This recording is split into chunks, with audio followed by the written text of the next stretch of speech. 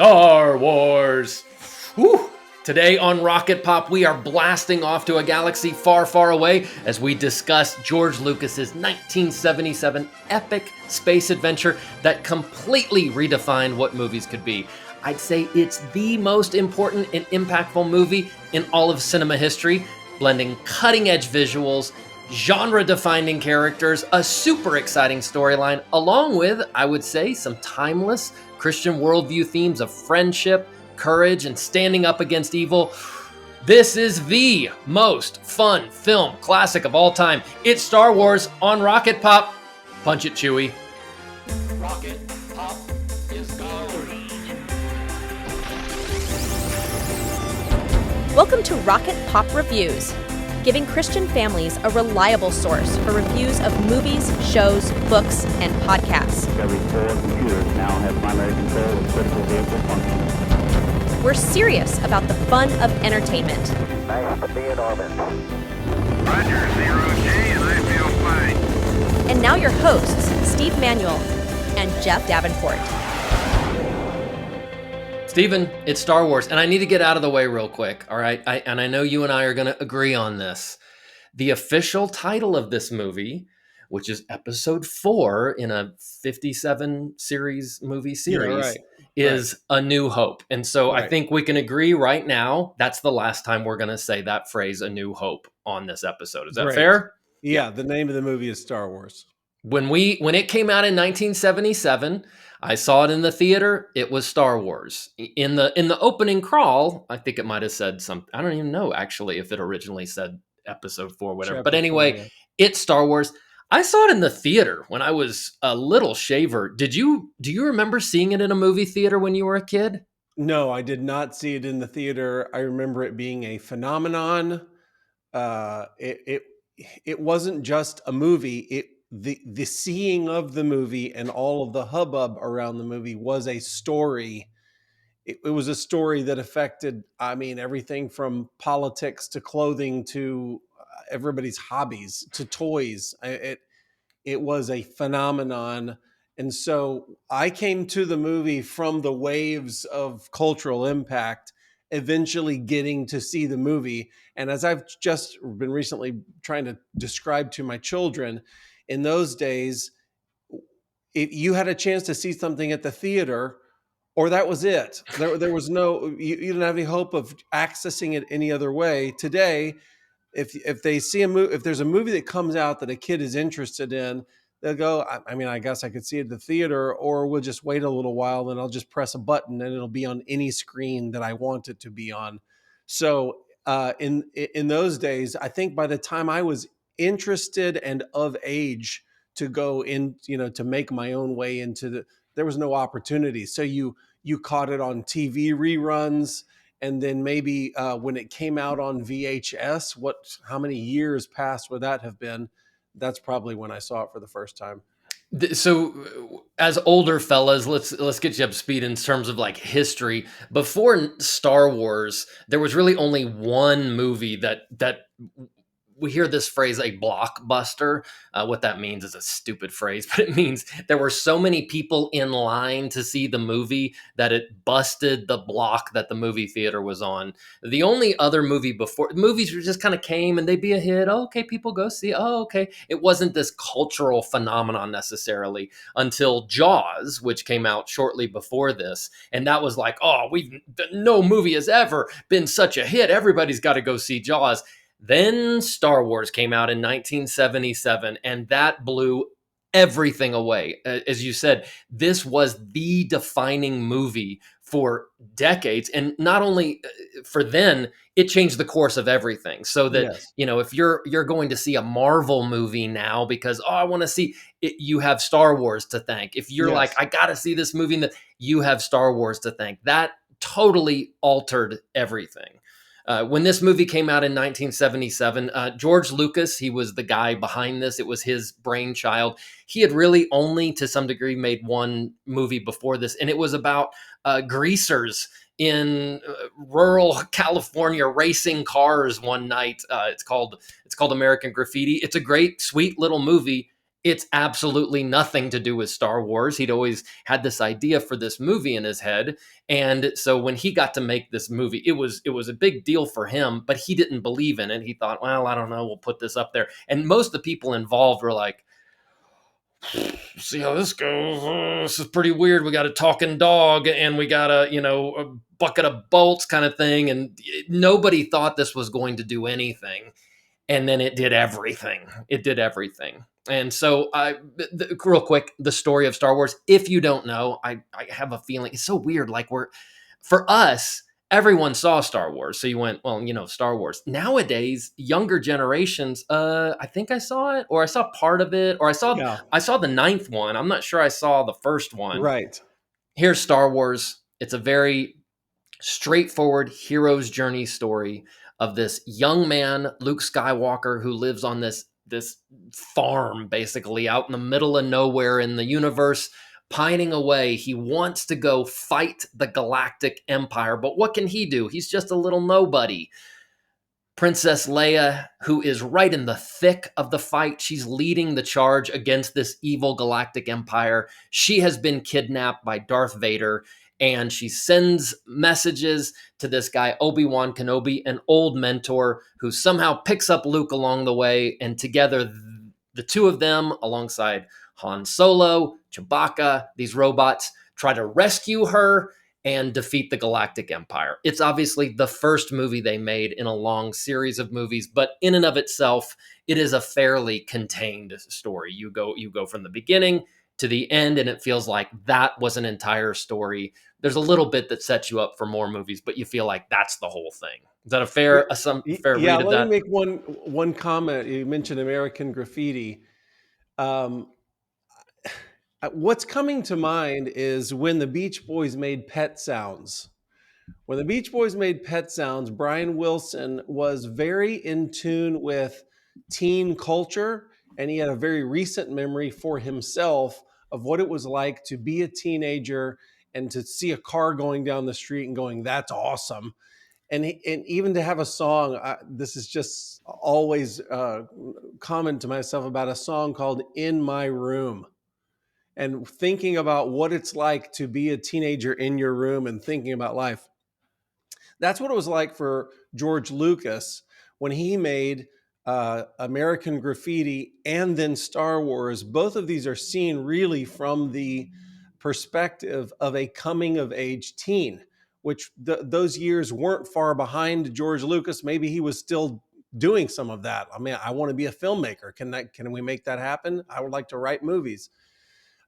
So there's a perspective from Luke, even also from Princess Leia, which is we are young people trying to find our place in the world, and I think that's where the core of the hook was for most of popular America at the time was we want to be drawn. Sorry if I'm getting into themes here, but we want to be drawn into a story that's important enough to claim our lives. And that's what you're experiencing through the eyes of Luke. And I think that was, as you say, it's the basic story of the movie is this hero's journey, and that's what's captivating about it is that you want to watch this guy go from he's in the armpit of the universe and this nothing town and this nothing planet, and he's going to become right at the center of the action at some point. It's funny is I've seen this movie. Gosh, I'm almost embarrassed to say probably 100 times across my life. I don't know, but I don't know that I've ever quite thought of it in that exact term. It is about a young man trying to find his place in the universe. Mm-hmm. And it's not about an older person. It's not about an established person. It's about a young person trying to find his place in the universe. George Lucas, give you a little nerdy backstory. George Lucas was fascinated by the writings of this guy named Joseph Campbell, and Joseph Campbell was basically an academic who studied the myths of the world. When I say myths, I just mean the core stories of the world, whether it was something in Hinduism, Christianity, Judaism, whatever. He was studying these and he started to recognize there are certain patterns. And so he wrote a book called The Hero with a Thousand Faces. And Lucas loved George Lucas loved Joseph Campbell's writings, and he loved the idea of someone who would go on an adventure and basically become someone different through that adventure. And he saw this movie Star Wars, he said this in interviews, as his opportunity to tell a story, just like, imagine someone thousands of years ago telling stories to their tribe about something that had happened, in order to not just entertain the tribe around a campfire, but to instill in them the values that mattered to that tribe. Yeah. George Lucas has said this, that he made Star Wars wanting to pass along to primarily young American audiences, children, these are the values we hold dear. This movie Mm. came out in 77. This is hot off the heels of Watergate and Vietnam. And you can't overstate what that did to the American psyche. At Yeah. that point, there was complete and utter distrust of institutions. There was a breakdown of anything that really people had held on to dearly. And I think young people were feeling fragmented. Who are we in this universe? This is shortly after the hippie movement. They're just trying to figure out, is free love the right thing? What's the right thing? And Lucas, I don't know that he was necessarily against those things, but he was saying, let's zero in on the things that we can agree on, that we know as a culture are important to us.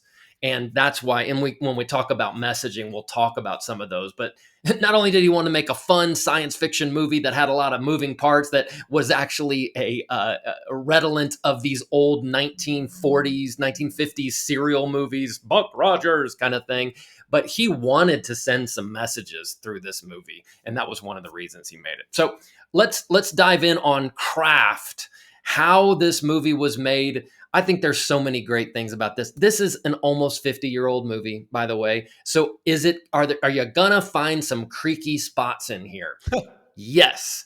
Even though they did some polishing up with the special editions, I would actually say some of that polishing makes it look worse. At one point in the late 90s, George Lucas went through and said, special effects are better. Let's fix up some of the things I didn't like and add some things.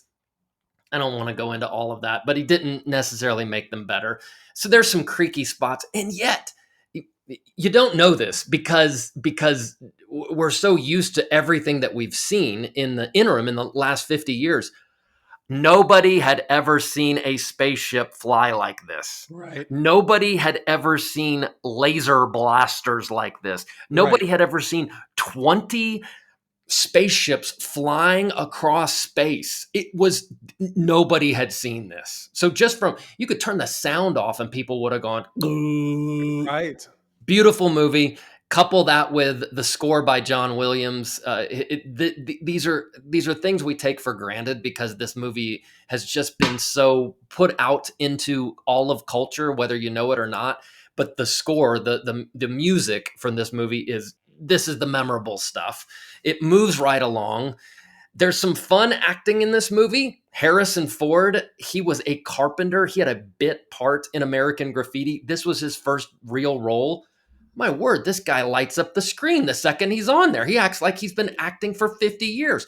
Princess Leia, she's played by Carrie Fisher. She was the daughter of kind of Hollywood royalty. I think she was 19 when they made this movie. This woman comes in there and holds her own just fine. And she's actually pretty snarky and funny. And she doesn't put up with any guff from anybody.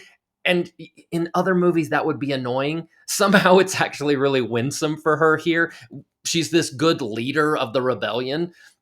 The weak link, obviously, is, God bless him, Mark Hamill. He was he's creaky and he's the main character, and he's just he's doing his best there. He's the weak link of the three. You kind of want a little bit something different from him. His famous line that everyone makes fun of is that he's talking to these Jawas to buy a droid, and his overbearing uncle says, come on, you can play with your friends when you've finished your chores. And he says, But I was going into Toshi Station to pick up some power converters.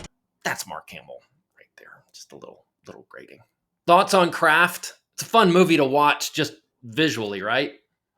Yeah, it is. And there's so many interesting things about this movie that as you're watching it, you're thinking about what it meant in the time that it came out. That's what I'm doing. And so you see C3PO and R2D2 robots. I think, where do you see robots? Think of robots in a modern movie. They're always in a high-tech environment. And to see those two guys walking through a empty desert is just a very interesting juxtaposition. It's just so striking. How did he think to put them into a landscape, Mm. a very natural landscape? And suddenly that feels like, wait, where are we? What's going on here? I'm looking at something that I don't have a frame of reference for. There's so many ways that he thought of. You and I have talked about this many times, but there's so many ways that he thought of the future in a different way. He was going to shoot it in a different way than had previously been seen on screen. So to look at you said this years ago, a used world, a Used lived in. future is what he called it. The used future. Right. So the first time that we see the X-wing fighter toward the end of the movie, it's been through all sorts of, it's blasted and beat up, and it seems like, Jesus, is that thing going to run again? Because there is a feeling of that it's all been lived in. Everybody lives here. This is their normal world, as opposed to, guess what? Look at this. That wasn't what they were doing with the story, and that comes across repeatedly, where things are happening around them that we think are gee whiz things, but they don't think anything of it because it's their normal world. That is so striking. Um, I have to throw in, when we're talking about craft, when you talk about those things that came in on the back end, I remember the early times of seeing that and feeling like the what's happening underneath the land speeder. Hmm. There's a little space between the bottom of the little ship and the ground, and what's happening? There's like a blurred out thing, and to have that all kind of artificially cleaned up after the fact, I can't put myself in the shoes of people who are seeing it for the first time, but I don't like any of that stuff. It jumps out to me. There's a scene between Jabba the Hutt, who reappears in Return of the Jedi, with Han Solo. I suppose they needed it for exposition. It's a disaster to me. It's cringy the entire time. That scene. What's the story on that scene, Jeff? So when they originally created Star Wars, Han Solo makes reference to some gangster named Jabba the Hutt to whom he owes money. And so that's why he's doing, I got to get the money so I can pay off Jabba the Hutt. They take off and go on the adventure. When it came time for the special edition, I think for this version of Star Wars was probably 1997 or 1998, Lucas said, "Ooh, we shot that scene where as they're about to leave, he talks with Jabba the Hutt, but I just didn't have the special effects at the time to make it look good. So it was actually this Scottish fat man who played Jabba the Hutt, and they shot this whole scene." Well, the scene doesn't add anything. So, but Lucas decided, it'd be fun. We've got computers now, and I can actually make that a computer version of Jabba the Hutt from Return of the Jedi and stick him in there. It looks dreadful. There's an embarrassing moment where Harrison Ford walks around what was just a fat guy. Well, now we got a tail here. So they've got to digitally make Harrison Ford walk over him. It's embarrassing. It adds nothing to the scene. And then they add in a little Boba Fett, who everyone loves. And so it's meant to go, see what we did there? It calls attention to itself. It's very annoying. Yeah, I one thing I resent is them building things in a future version of an old movie to artificially make it look like it ties with the later made movies, Okay. as if it was all one piece from the very beginning. No, it wasn't. That Mm. we didn't know that stuff. Can I touch on a couple of craft things that the Star Wars nerds might appreciate? Ooh, yeah. When I think of the relative immaturity of George Lucas, he wasn't like a career screenwriter. This is a young guy who's trying a totally new version of movie, and he's got to make up all kinds of different species, and he's got to think up what this Darth Vader guy, we want him to look kind of like he's going to look humanish, but he's going to have a mask. It's not going to look human at all. How does all that look? He's got a lot to do to fill out this universe that he's dreaming up. There are some names that seem like the silliest, laziest. Jeff, what would you name the guy who's trying to take money from Han Solo? What he wants to do is take money from him because he's only worried about getting money. What will be the name of that character? How about greedy guy? Greedy guy, or You just could shorten it. Greedo is Yeah, what he shorten it to comes up Greedo, with. probably. Greedo. Okay, what about of all of the jet fighters in the final scene? There's one guy, he's a little overweight. Yeah, And he might so, be. He's like a pig, so he'd be like yeah, my kind my of pig friend, or portly, yeah. Porkins is what The they guy's came name is up with. Porkins. Porkins is what we came up with for the. There are just a couple of things where you kind of go, that might have been a first draft. Maybe we could have gone back and worked on that. There are several lines that don't quite pay off. You and I have talked before about Obi-Wan Kenobi says to Darth Vader, if you strike me down, Darth, I shall become more powerful than you can possibly imagine. Which I think, on the face of it, I'm thinking, okay, Darth Vader has an entire lifetime as a Jedi Knight. Surely he has some familiarity with what happens when a Jedi Knight dies, right? I mean, Obi-Wan is not the most special Jedi Knight of all time. Matter of fact, he hasn't been living as a Jedi Knight for so long that he can't hardly remember when he is referred to as Obi-Wan. So suddenly he's got the inside track on something very special, and he's going to turn into this incredibly powerful being, and then he doesn't, Jeff. He doesn't turn into a I think that powerful should have being. been paid off in the second and third movies, and it's almost like they forgot that line, because more powerful than you can possibly imagine. He's basically Jiminy Cricket around Luke. Maybe turn off your thing. I gotta go. He's the invisible suggestion guy. Is Yeah, that the incredible power that Darth Vader couldn't have imagined? that's right. There are a lot of lines like that I would love to watch the movie with you again to find all of the lines where I would Mhm. just pause and go, Nate, well, hold on a second. One of them is that I noticed this last time. Uh, Obi-Wan is going to the big sand crawler that the Jawas inhabit, and they're looking at it. A skirmish has happened here, some kind of battle. And Ben says, these blasters points, they're too precise. They're so precise that it could only have come from an Imperial stormtrooper. And my mind does a quick review of the amount of fighting and blasting we've seen from the stormtroopers over the life of this movie. They almost never hit a target at all. They don't come close to anything they're trying to shoot. He I should just, have I said got these blaster marks are way too random. It must have been these blaster marks. Clearly, they had to shoot 12 times to hit one thing. It must be those morons. That's right. That's right. I also noticed obviously what they did was they had guys running around the hallway going like this. They had to come in after the fact. They had to put in their laser shots, their orange shots going all over the place, and then they had to put in sound effects, etc.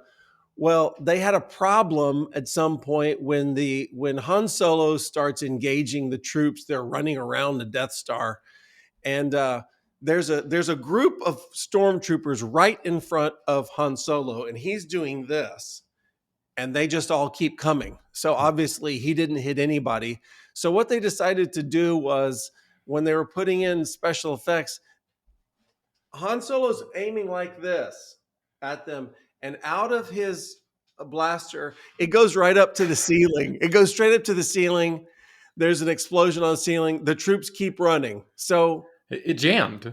So there wasn't a lot of really great blaster handling on in episode If they 4. wanted to fix that, he should have been after that, running away, looking down the barrel, and pulling out like an old Lego. Oh shoot!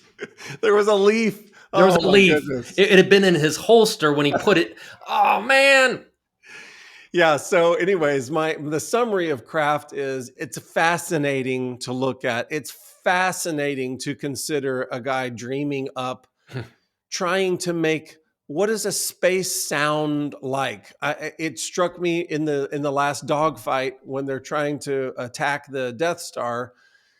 Every time they sort of look out the window, they hear all these sounds of everything, meow, wow, and you're thinking you wouldn't hear anything Oh, in space. you're being grumpy now. Now you're being I'm grumpy. sorry. I'm just saying it is fascinating to do two things simultaneously, to think up this world that he dreamed up, all of these different kinds of ships, all of these different creatures, etc.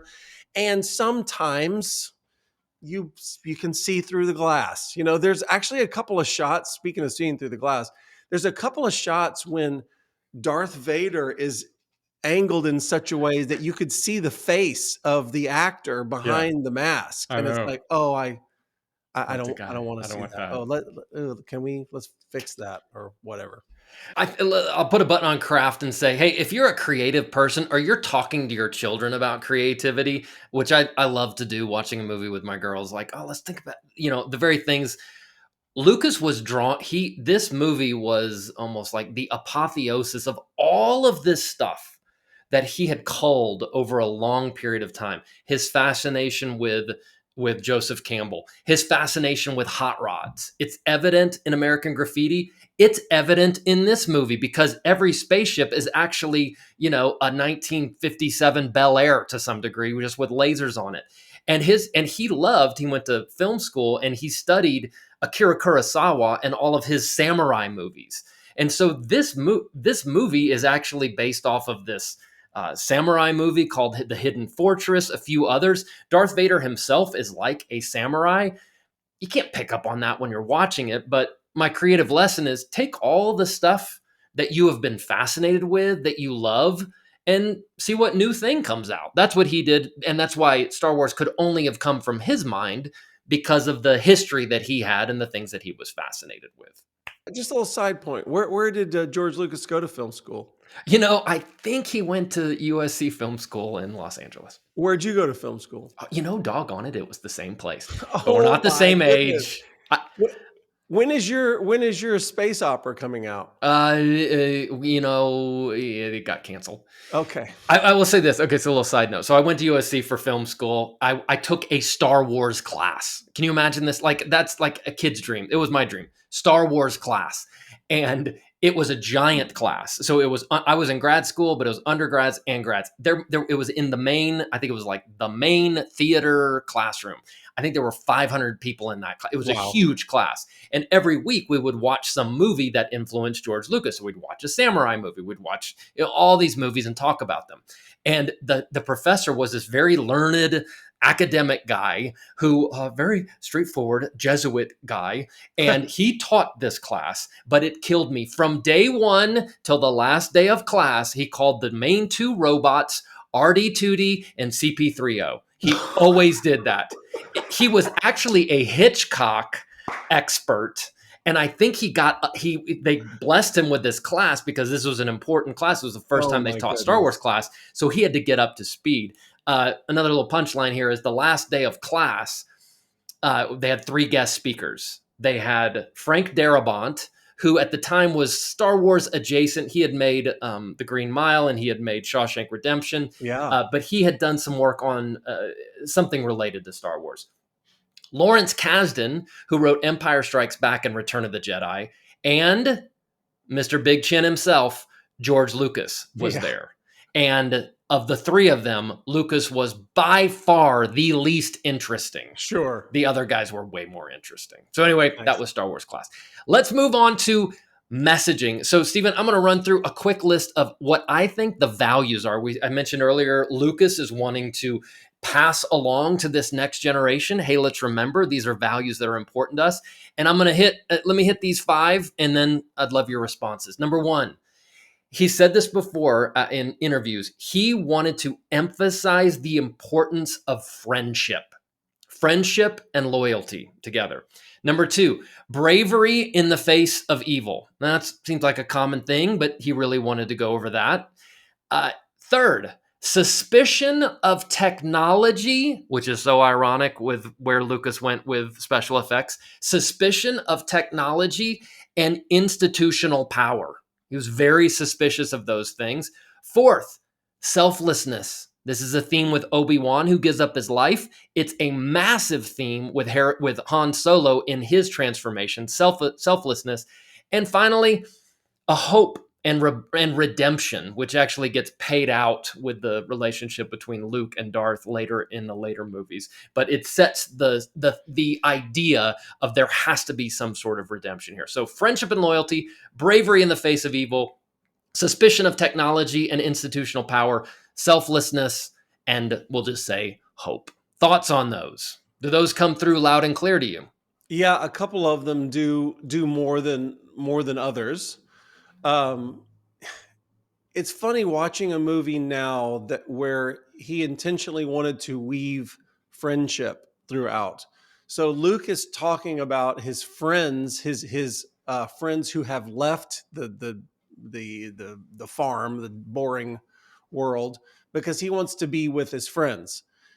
He has a friend named Biggs who apparently was his buddy, a guy he looked up to. We're going to see him before the movie's over. There's a friendship that starts being created between Han Solo and Luke and Leia. There's clearly a friendship between the robots R2D2 and CP3O. CP3O. Uh-huh. And so yes, And Han and Chewie, they're pals. They're good buddies. that's right. That's right. You got these friendships going on, and you see that now. And I think of, well, that was no big deal to me growing up. There's nothing there. Yeah, okay, that's how our lives all are. But you think of a kid in 2025 watching this, and you think they're in the movie, they're surrounded by friends and they're going to new friends. And there's always a development, forgive this tired word of community, is always Mm, developing. Where we live in a time where increasingly you can get by without community. You could have all of your meals shipped to your door. you, mm, you can do your job remotely. And for a lot of kids, that's even something they aspire to, is that I would be so self-sufficient that I would be detached. And so I think that message has become increasingly precious. mm, I think it's something that we need to underline in our children, which is that God has made us for friendships. mm, And when I'm teaching the Bible, I always teach that friendship is the highest love represented in the Bible. Jesus says there's no greater love than a friend laying down his life for another friend, which takes us to another one of those values. mm, So it's funny because Star Wars is not a Christian movie, but George Lucas, who's not a Christian, grew up in a Christian world with mm, Christian worldviews. So you're seeing some of the sort of Western Christianity flowing through this movie. It wasn't his intention. However, those values are things that we actually want for our children. The one that I'll just underline before throwing it back over to you is that Han Solo specifically represents a turning of someone who lives for himself. We hear that repeatedly. I'm in this for myself. I don't care about your little thing you got going on. Um, and there is a conversation that Leia has with Luke about Han Solo. All he does is care for himself. He's never going to get involved. Some people are that way. mm, And we see clearly that what is redeemed about Han Solo and the reason that we like him by the end of the movie is that he's decided all of my selfishness and my insularity, I'm willing to cash all of that in for the sake of a mission that's bigger than me and for my friends. mm. And we champion that. We throw our arms around them, and then they end up being celebrated together as a team at the end of the movie. Yeah, there's that Han Solo transformation. We did an episode about Casablanca. He's the same character as Rick Blaine. I stick my Yes. neck out for no man. Look what he's done by the end. It's the same with Han Solo. I think there's also watching movies around World War II. Isn't it fascinating that this character Luke, he wants to go fight.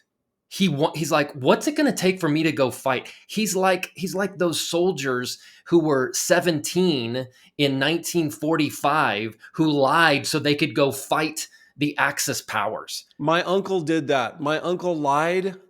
He was 15 years old and got into the U.S. Navy because he wanted to fight in World War II. Stephen, this generation and me cannot, we act like, what in the world? You want to go? Yes. Luke is going, I'm going. What's it gonna? Yeah, he wants to join his friends, but he's like, I want to take this thing down. And Yes. there is such pluck to that he would go. But you're like, but you could die. Yeah, there's evil out there. I have got to take down this evil. That is such a, I mean, it's cliche for older people. That is a lost thought. That is a lost Yes. thought for us. And in the kingdom, my guy's Bible study this morning was reading about Elijah facing off against Ahab, and Ahab goes, "You're a troubler. We don't want to be troublers. We're like, oh, I don't want to be a troubler." Yeah. Right. Luke's right. like, I'm going to go be a troubler. Right. I just think that's so good. I think another theme that emerges here that we don't recognize because this movie again is just, it's out there. A young man is mentored by an older person, and he is never, ever suspect or cynical about this older person's leading. Good point. My word. And not only that, this older mentor lays down his life so that this younger person can accomplish what needs to be accomplished. That's Yeah. an amazing thing. The modern voice in the movie is Harrison Ford, Han Solo, who's all about himself. He's making, where'd you find this old fossil? Da, da, da, da. Yes. And Luke, every step of the way, is like, he's not, no, he's a great man. He just admires this guy. He's like the old general in White Christmas. There's admiration for this guy. And That's truth. it's That's just right. such a beautiful thing. And last thing on messaging, I mentioned this idea of suspicion of technology. What an important message for us today. Yeah. What's the climax of this movie? We're all technologically focused. I'm going to blow up the Death Star. Obi-Wan comes in and goes, turn off that thing. You don't need that nonsense. Mhm. But I need my technology if I'm going to do. You don't need that. And just let the Force go and blows the thing up. Yeah. I follow an artist called Doug Tin Naple. He's a Christian cartoonist, and he is constantly talking about, listen, AI is great. It can be a great help. It doesn't develop artists. If you want to be an artist, you have to learn how to draw, sculpt, paint. You have to do that analog. You have to learn how to draw a human eye. And AI will never replace that ability as far as making you into an artist. It might be create a facsimile of an eyeball, but if you want to become an artist, you have to do the work. Similarly, if you want to be romantic, you can't have AI write a poem for you to give to your girlfriend. You've got to do the work of going into your heart, and you got to plumb something up. It's the same is true of spiritual formation. The same is true of character formation. That there is unavoidable work that God wants to do in our hearts as people. We have to do this work instead of glossing over it with technology and letting that be an interface for or replacement for character and who we are as a person. You mentioned the Force, and we'll talk a little bit about the Force in Family Fit because it's this weird sort of Eastern woo thing. But from a positive messaging standpoint, this movie is built off of what can be seen juxtaposed with what cannot be seen, which is a spiritual force that could possibly guide you if you were open to it. Ding, ding, ding, ding. As believers, I'm not saying we believe in the Force, but I'm saying that we believe as we follow the Lord. We're not like, oh, great, I've got the scriptures. It tells me everything to do. I'll go. We believe that there is truth, and the Spirit of God works in us to guide us in ways that might be surprising, might offer us some sort of power in terms of miracles and healing, might give us Right. wisdom and insight. We see this movie and go, "Oh, it's a little force thing. Isn't that nice?" And no, no, no, no. This is strangely, and there's some things to watch out for. But this movie is about believing that there is a supernatural thing that people can't see that can influence you. I've said this before, maybe on one of our podcasts here, but one of my favorite moments in all of the Star Wars movies, it's one of the later movies, way after these old ones came out a few years ago, and this young gal runs into Han Solo, and she goes, "You knew Luke Skywalker and all this Jedi stuff." And old grizzled Han Solo, she's going, "Was that stuff real? Like, was that Luke Skywalker stuff? Was that just some myth?" And he turns to her. It's such a beautiful moment to me. It's one of my favorite moments. He says, "It's true. All of it is true. The Jedi's, everything, it's true." It's such a great little moment of, because I think we're all going to get the glory one day and look back and go, everything the Lord said was true. Right. It was all true. The power that we had within us because of the Lord who brings his Holy Spirit in us, all of those things, they're all true. Yeah. Let me go ahead and transition into Family Fit as we're talking about faith and how Christians can use this movie in the formation of your family. Jeff, you mentioned the Force and how the Force is used, and it's a stand in for religion. Matter of fact, it's referred to as religion a couple of times, especially when people are talking to Darth Vader about this old religion that you believe in. I remember the Force getting a lot of play in my early teens around Star Wars specifically. Like it can be dangerous because that's not it's not an accurate representation of the Holy Spirit. It's not an accurate representation of God. Ben Kenobi says that the Force goes through all living things and it moves among us, and you have to use the Force, etc.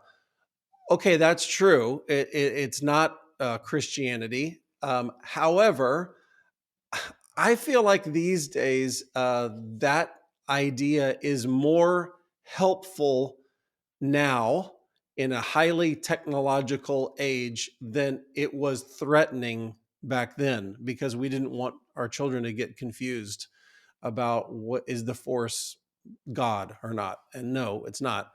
But what these days we want to be training our children that the unseen realm is important. The Bible actually teaches us that it's more real than that which we can taste and touch. There's a passage at the end of Second Corinthians chapter 4, starting in verse 16, that says that that which is seen is temporary and that which is unseen is eternal. So we're fixing our eyes on the unseen thing.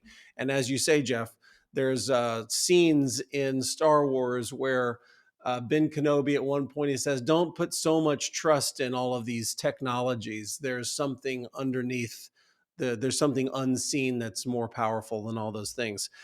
We do think that Star Wars is useful for a Christian family, for telling stories that help build worldview and, as you've been saying, value base. So our thinking is for a boy really about 8 years old and up, we think it's appropriate. There's guns blasting. If you're comfortable with somebody shooting a something that looks like a gun and it goes bang, and a guy makes a very dramatic throwing himself around and then falling on the ground, there's no like gaping wounds or gore or any of like that. It's very kind of cartoony violence. There is peril. There is a moment where Ben Kenobi is going to die. We don't see someone, oh, we don't actually see his face. He just kind of disappears. He disappears when Darth Vader hits him with a lightsaber. It's probably more dramatic than that movement. Uh, and he kind of dissolves, and everyone acts as if he's dead. And Luke is very bummed out about it. But it's not gory. It's not graphic. So we think that something like an 8-year-old boy and up could stomach this movie and actually love it. You might have a girl that's more sensitive about stuff like peril and Ben dying, so that might be 10, 10, 11 or up. We think there are great role models in this movie. Yes, religion is touched on, and we, of course, would always recommend that parents talk their kids through the use of religion in this movie. But we think that the Force as a religion is a helpful metaphor for a kid getting some kind of reference for sensing and feeling something beyond what I can see, the invisible world of the spirit. So, all of this to say, Jeff, I think you'd agree with me. We love Star Wars. It is so seminal to the way that we watch movies. As you've said, it's seminal to all movies that are made today, even the way that we experience the movie process because of the phenomenon that was Star Wars.